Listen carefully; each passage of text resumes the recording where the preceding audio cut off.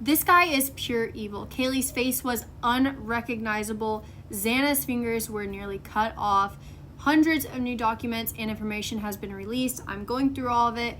Here's what they had to say about their injuries. This is one of the reports from a responding officer. Trigger warning, it is very gruesome. When I arrived, I entered the residence and went to the second floor. I observed a female wearing a sweatshirt and underwear lying in the middle of a bedroom floor covered in blood. I observed deep lacerations indicative of defense wounds on the female's hands. The female was surrounded by blood on the floor.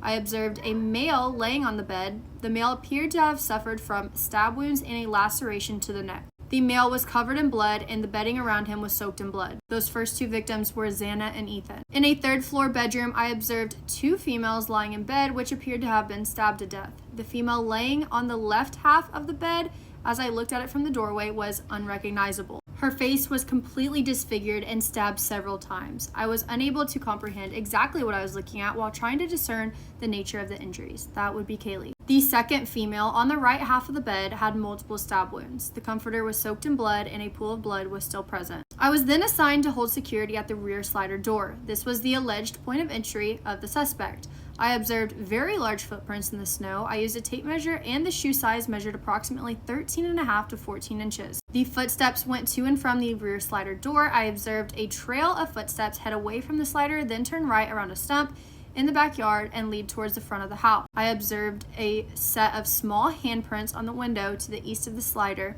The screen to this window appeared damaged and was laying on the ground. I located smudged fingerprints on the glass slider door. There was a discarded black backpack in the backyard. I photographed these items and attached them to the case. Like I said, this is not even close to all of the documents and information released today. I'm going through it slowly but surely, and I'll cover it all here. All I can say is those poor kids.